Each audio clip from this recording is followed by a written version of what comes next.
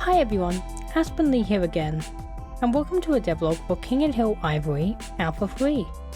The small videos in which I recount the changes I've made to the level and what I hope to achieve with them. Alpha 2 had a lot of issues and got a lot more feedback than Alpha 1 did, so this meant the jump from Alpha 2 to 3 is a massive overhaul. Of course, Alpha 3 will still play badly, but this chiseling down of the level will eventually result in something good. At the very least, my friends seem to think I'm going in the right direction with it all, but I'm still uncertain on some areas and routes which I'll discuss here as we go on. For now, it's just waiting on Alpha 3 to be tested, so while we wait on that, here's everything that I've changed from Alpha 2 and why, because goodness me, some ideas were really stupid. So what was the feedback for Alpha 2? I'll list all of the issues and feedback straight away, unlike the last devlog I did. After all, I'm still experimenting with how to format these videos. This is only the second one I've made after all. Firstly, the single most important piece of feedback is that the map was just far too big, which is actually a piece of feedback I got for Alpha 1 as well.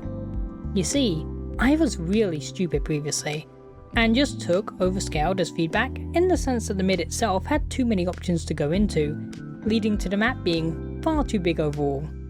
And yeah, it was too big at mid. Bathhouse wasn't great from a gameplay premise and distracted from the main flank seeing any use, so removing it I still think was the right call. But no, the map's also overscaled in the sense that it takes a really long time to get to mid for any casts. This is what the opening joke was about. That fast travel sequence?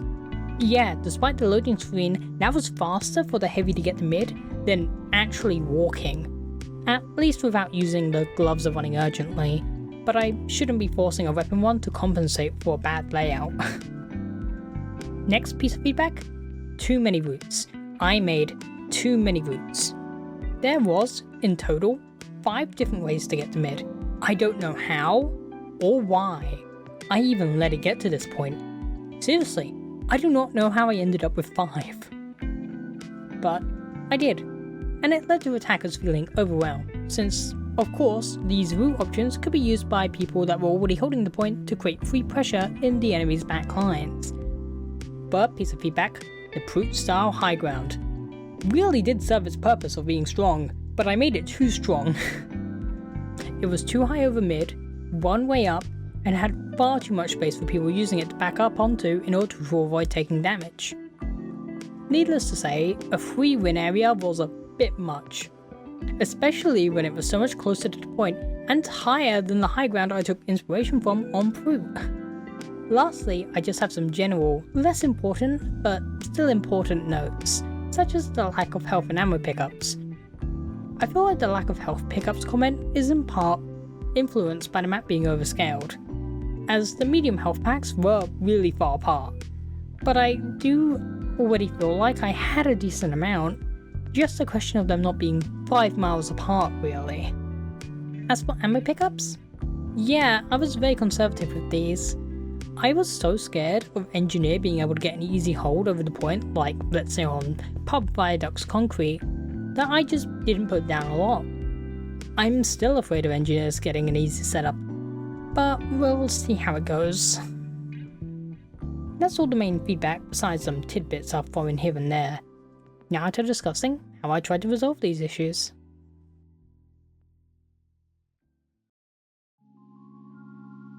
So, the level being overscaled. This was by far the biggest issue I had to tackle, as it meant I had to move everything, in order to both try and not produce one giant choke, but to ensure the level was smaller in contrast to what it previously was. I think I may have succeeded in this change, at least I hope I did. I pinned the level being overscaled on a few major design elements. First of all, mid as a whole was just far too big. I had no need for this height change in between the point and the main exit, as it just made contesting the point harder and made mid even bigger, for no purpose, no gain. So the transition routes were moved closer to the point, and the low ground was moved up to remove the weird, useless ditch. Secondly, and more importantly, my spawn yard and transition routes from spawn? Massive. Absolutely gigantic. This is what I believe to have been the single most overscaled element in the entirety of the Alpha 2, which does make sense to me from a production perspective. The spawn yard, building, and routes I all really just threw down. More of a temporary fixture, as I deemed them to be less important so long as they weren't allowing either team to be easily spawn camped. So I did want to go over them in the future.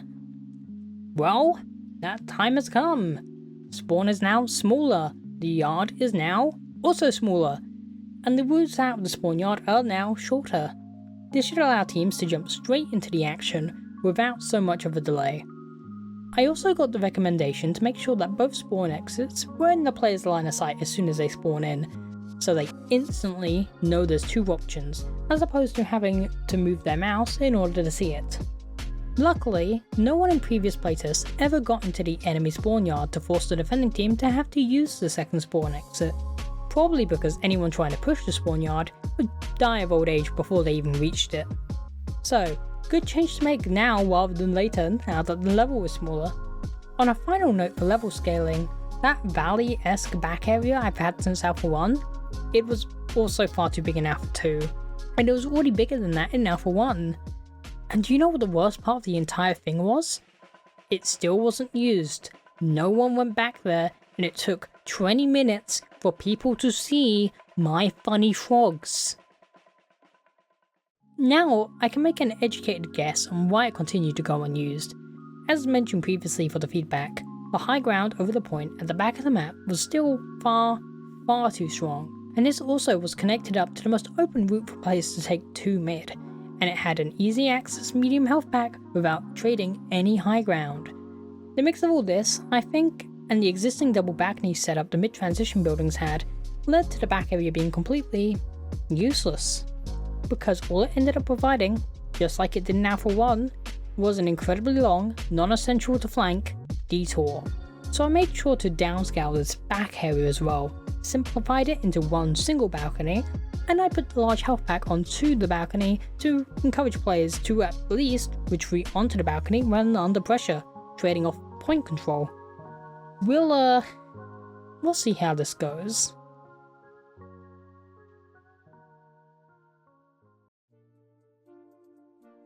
Next, of course, was decreasing the amount of routes. This is where I have to thank my friend Natalie, as she sat down with me to watch the demo file for Ivory Alpha 2 from TF2 maps, in order to help me best assess the possible changes to make. Her suggestion? Gut one of the balconies, and move main to come out where the previous balcony was in order to provide it more cover. I wholeheartedly agreed with this, and so, ta-da!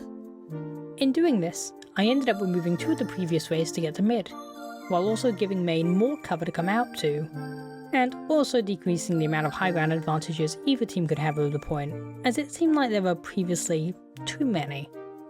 Killing a whole lot of birds with one stone, which is a shame because birds are really cool.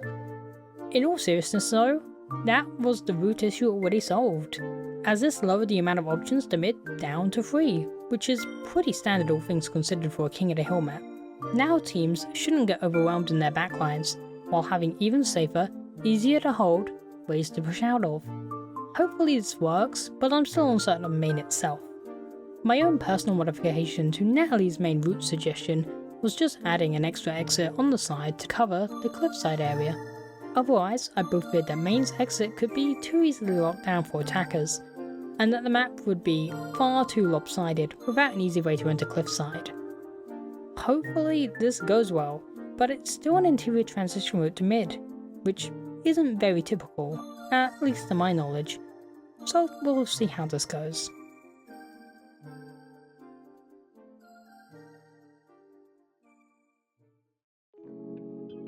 Next on the chopping block was the high ground over mid. Yeah, I just completely gutted the previous high ground idea from Alpha 2. It was just far too powerful, and there wasn't really a way to fix it up without making it more of a strange connector, which I'm not a fan of conceptually.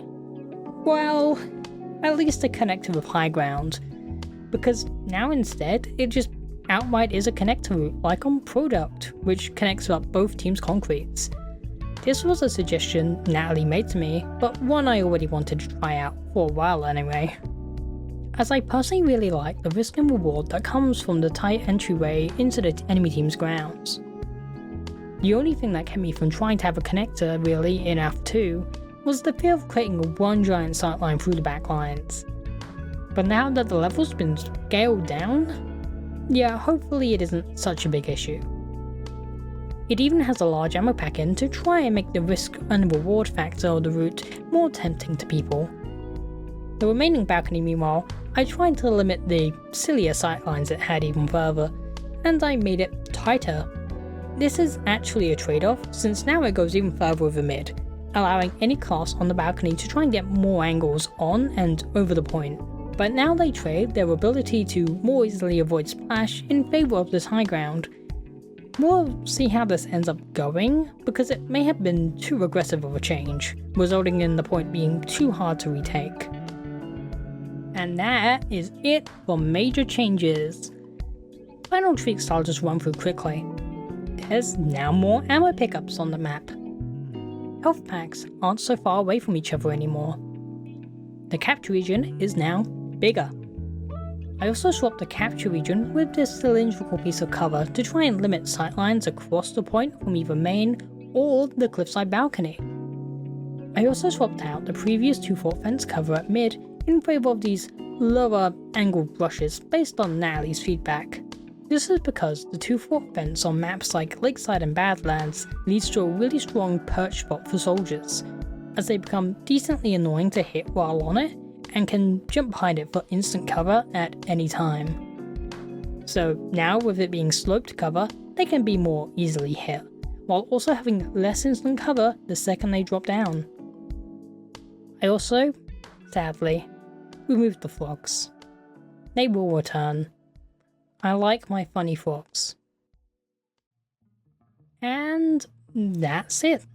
As aforementioned, it's still just an alpha 3, so I don't expect this version to play well either, but hopefully this is driving Ivory in the right direction.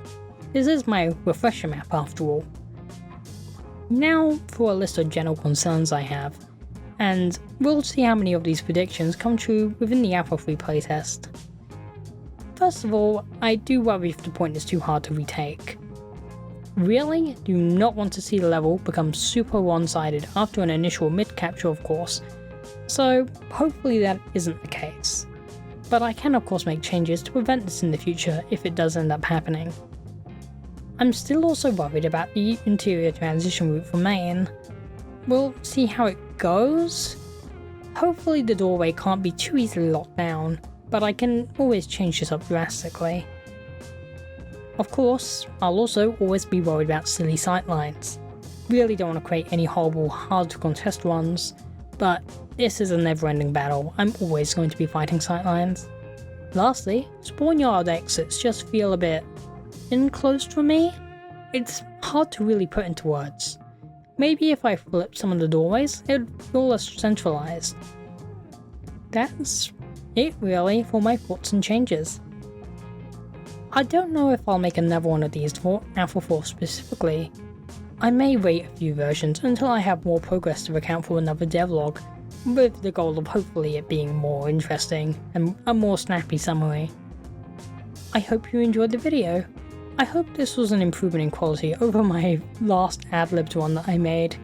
Feel free to give me your thoughts on the level and the video in the comments of course, or just send me funny gifs of cats on Discord instead. I'll see you in a future devlog, or in something else.